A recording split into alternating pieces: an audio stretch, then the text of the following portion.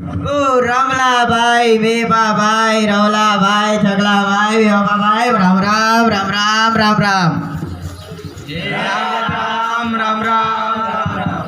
એ રામ રામ.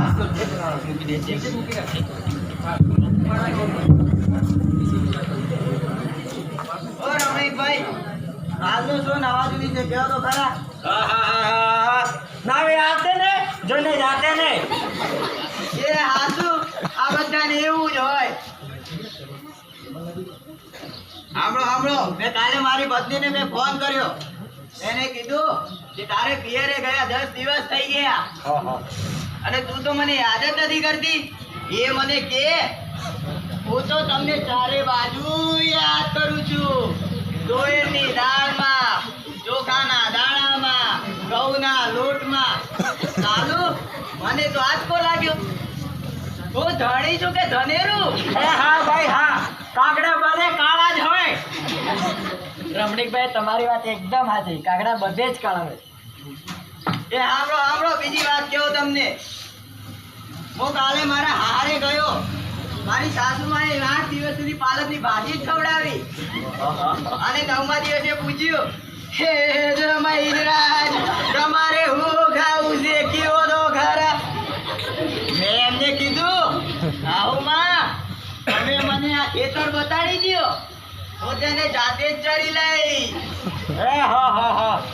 ખરે કરી દે તો. એક વાત કેવો રવલાભાઈ, હું હમણાં મારા બૈરા જોડે શાક માર્કેટમાં ગયો. ઈ મને કે 2 કિલો વટાણા લઈ લો ને. મેં કીધું લઈ લે, એમાં શું પૂછવાનું હોય? ઈ મને કે પૂછવું તો પડે ને, વટાણા તો તમારે જ બોલવાના છે ને. અરે ભાઈઓની ક્યાં વાત માંડો છો?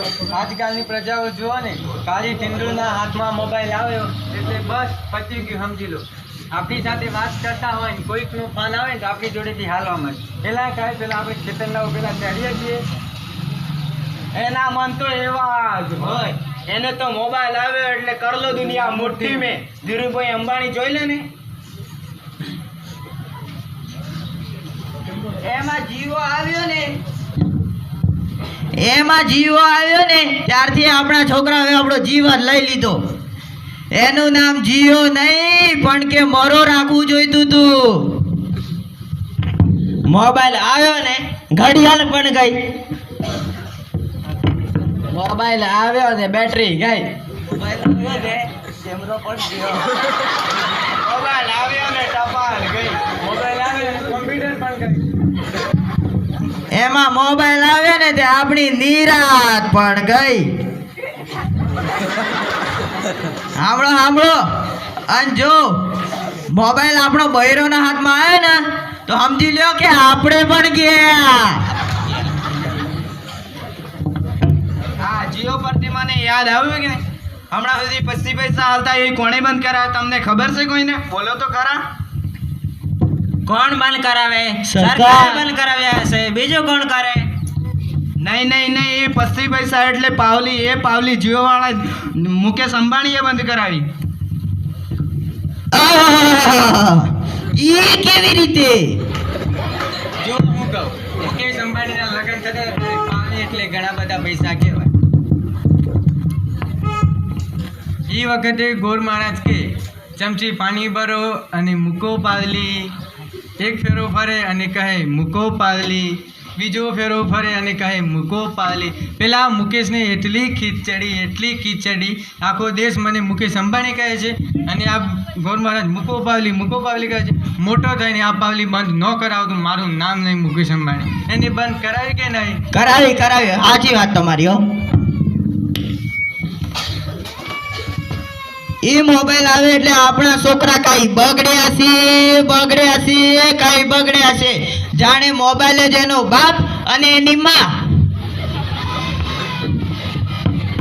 એ તો હજારો વંદન કરીએ ઓલા શાસ્ત્રીજી મહારાજને.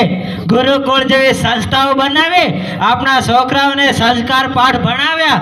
આથી મા બાપને જીવનભર મા બાપની સેવા કરવાના ઓરડા ઝઘડ્યા છે. આજે આ ગુરુકુળના છોકરા ભણી ગણીને મોટા થયા અને પોતાના સંસ્કાર પણ ભૂલ્યા નથી અને મા બાપને પણ ભૂલ્યા નથી. આપણા છોકરાઓની તો વાત કરો, જ્યારે વર્ષિયામાં એકલા હોય ને એકલા, ત્યારે ને તાપીએ જઈને આમ કરી બેઠા હોય, આમ કરી અને હવે ટાટા કાઢી નાખ્યા હોય. કાલે મેં ઓહલાને કહ્યું, અલે તારો છોકરો તો પથ્થરના ઘા કરે છે, કોઈને વાગી જશે. બોલો મને કે અલે એ મારો છોકરો નહીં, મારો ભાણિયો હતો. મારો છોકરો તો તારા બૂટમાં પાણી ભરી જોઈએ. જો જો અરે આ લાટા બાટા શણકાર કયો લઈને સ્કૂલે મોકલે અને ઘરે આવે ત્યારે પલળેલ કાંકડા જેવો થઈ ગયો હોય.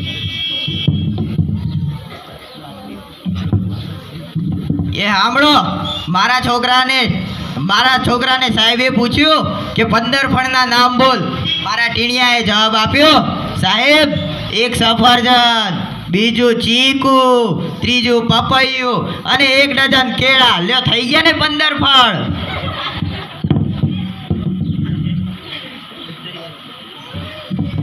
અરે આ છોકરાઓની વાત તડકે મૂકો ને, આપણી જ વાત કરીએ.